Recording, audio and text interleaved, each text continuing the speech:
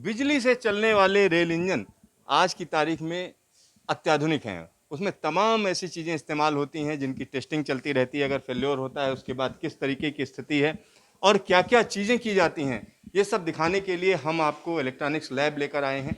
और electronics lab के अंदर जब आप आएंगे तो यहाँ चूँकि कोई भी इंजन अब जो है मैकेनिकल तो है ही है, लेकिन अगर हम उसके सेटअप की बात करें तो उसमें सेमीकंडक्टर का ज़बरदस्त इस्तेमाल होता है। और आइए हम आपको अंदर ले चलते हैं, यहाँ क्या क्या चलता है और इस लैब को आपको दिखाते हैं।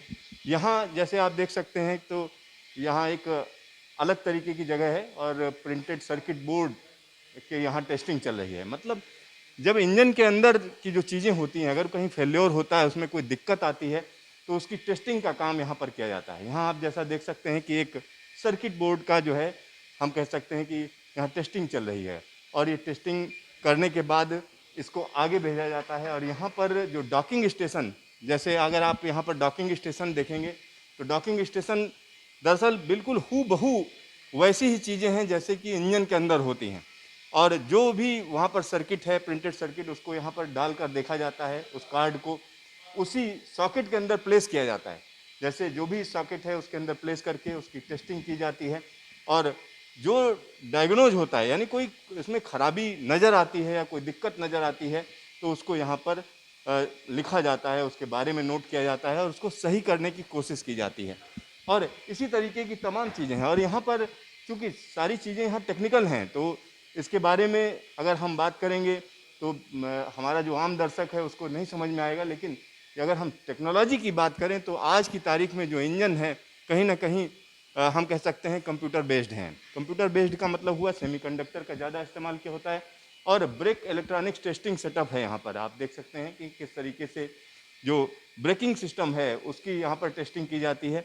किसी भी लोको के अंदर अगर कोई फेल्योर होता है तो उसके बाद अगर उसमें कोई दिक्कत आती है तो उसकी टेस्टिंग यहाँ पर चलती रहती है। और साथ ही साथ अलग अलग चीज़ें हैं, जैसे एमसीबी टेस्टिंग सेटअप है। जो एमसीबी है उसकी टेस्टिंग का भी यहाँ पर सेटअप है।